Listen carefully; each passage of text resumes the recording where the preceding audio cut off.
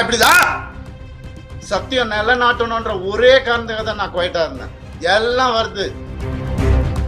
உங்களுக்கு surprise வெயிட்டிங்ஸ் இல்லதெல்லாம் wait பண்ணுங்க. கொஞ்சம் எனக்காக பொறுமையா இருங்க.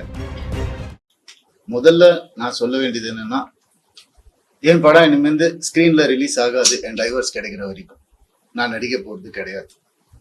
ஏன்னா என்னால் நடிக்க முடியல. எனக்கு நடந்த அவமானங்கள், தேவையில்லாத அவமானங்கள் என்னால் தாங்க முடியல. அதனால என் டைவர்ஸ் கிடைக்கிற வரைக்கும், என்னை சீண்டி பார்க்கணும்னு நினைக்கிற வரைக்கும் எல்லாருக்கும் இங்கே தான் இருப்பேன். வாங்க சீண்டி பாருங்க. இனிமேல் சாது கிடையாது நான். அதனால என்ன நடக்குதோ பார்த்துக்கலாம். மற்ற விஷயங்கள், என் வேலை விஷயங்கள், அதை எப்படி சரி பண்ணணும் என்னன்றதை நான் பார்த்துப்பேன். இவ்வளோ நாள் என் கூட நின்ன உங்க எல்லாருக்கும் ரொம்ப ரொம்ப நன்றி. என்னைக்கு என் டிவோர்ஸ் கிடைக்குதோ, என்னைக்கு என் பர்சனல் லைஃப் சரியாகுதோ, என்னைக்கு இந்த சைபர் புல்லிங் எல்லாம் நிக்குதோ, எல்லாத்தையும் நான் பார்த்துட்டு தான் இருக்கிறேன். எல்லாம் எனக்கு வரும். எனக்குன்னு இருக்கிற ஒரு சில டீம் இருக்காங்க. மற்றவங்கள மாதிரி 25 பேர் கொண்ட குழுவெல்லாம் எனக்கு கிடைக்காது. நான் யாரையும் பர்சனலா யாரையுமே நான் சொல்லலை. ஏன்னா இது மற்ற ஹீரோஸையோ இவங்களையோ அவங்களையோ எதுவுமே கிடையாது. சினிமாவுக்கு இதுக்கும் சம்பந்தமே கிடையாது. இது என்னுடைய பர்சனல் லைஃப். சத்தியம் நிலநாட்டணும்ன்ற ஒரே காரணத்துக்காக தான் நான் குவைட்டா இருந்தேன். எல்லாம் வருது. உங்களுக்கு சர்ப்ரைஸ் வெயிட்டிங்ஸ் இல்லதெல்லாம் வெயிட் பண்ணுங்க. கொஞ்சம் எனக்காக பொறுமையா இருங்க. அதான் ஃபெமினிசம். என்ன நினைச்சிட்டு இருக்கீங்க ஃபெமினிசம்னா? நான் யாரு? நானும் ஃபெமினிஸ்ட் தாங்க. எப்படிங்க என் குடும்பத்தை நான் அகைன்ஸ்டா எப்படிங்க பேசுவேன்? 14 வருஷம் பேசலையே, பொறுத்துக்கிட்டேனே. என் பிள்ளைங்களை பார்க்க விட மாட்டாங்க. என்னோட லைஃப் ஹாப்பியஸ்ட் டேன்னு நான் ட்வீட் பண்ண அவனும் நானும் சேர்ந்து டிக் டிக் டிக் படம் நடிக்கும் போது ஏன் பிள்ளைங்க நான் எப்படிங்க விடுவேன்? கேட்டுதான் இருப்பீங்களா இப்படிதான்? 50 லட்சம் ரூபா தெரியுமா? 2 பேர் ஸ்கூல் ஃபீஸ்.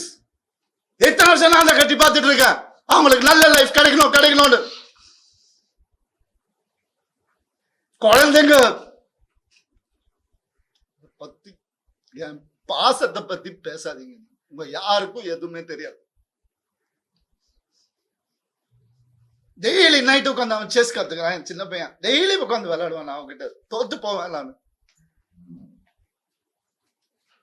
என்ன சொல்றீங்களா? குழந்தைங்க மேல அன்பு இல்லைன்னு பார்க்க விட மாட்டாங்க. போன் கான்ஃபிஸ்கேட் பண்ணி வச்சிருக்காங்க. ஸ்கூலுக்கு பாடி கார்டு அனுப்புறாங்க. என் பசங்க பார்க்கணும் இந்த வீடியோவை. தெரிச்சு தானே ஓடி வந்தேன் நான். அந்த லைஃப் பிடிக்கலன்னு இத்தனை நாள் இருந்தால அப்பெல்லாம் தெரியலையா? நான் அப்பெல்லாம் பார்த்துக்கல. எவ்வளவு கோடியில வீடு என்ன கேளுங்க போய் வெளியில. ஈஸியாரே சொல்லும். யாருக்காக? எல்லாம் அவங்களுக்காக தான் நான் பண்ண. இருக்கும் போது பார்த்துக்க முடியல. நான் இல்லாதப்ப மூடிட்டு இருக்கணும். ஒரு குழு அமைச்சு இவங்களை இப்படி காசு கொடுத்து இவங்கள அப்படி எனக்கு தெரியாத அதெல்லாம் பண்றதுக்கு பிறந்து வளர்ந்தவன் சொல்லி கொடுத்ததே நான் தான். ஏன் தெரியுமா? நான் திரும்பி வந்த 6 மாசம் நான் காணாம போயிருந்தேன். வேணாம் தேங்க்யூ. இது ஃபெமினிசம். என்கிட்ட கேக்குறாங்க எப்படி அவன் வரான் பார்த்துடலாம் ஷூட்டிங்க்கு. ப்ரொடியூசர் ஆகினதே என்ன என்கிட்ட கேக்குறாங்க. யாராவது பார்த்திருக்கீங்களா? குடும்பமா ஒரு எக்ஸ் குடும்பம் இன்டர்வியூல வர்றது யாரா பார்த்திருக்கீங்களா? எனக்கே தெரியாது. சர்ப்ரைஸ் தான்.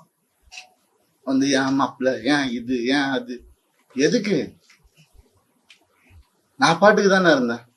அப்படியே போயிருக்கலாம். எதுக்கு சுரண்டி ரத்தம் வர்ற அளவுக்கு, உயிர் போற அளவுக்கு சுரண்டுனா என்னங்க பண்றது ஒரு மனுஷன்? எனக்கு இப்படிலாம் பேச தெரியாதா?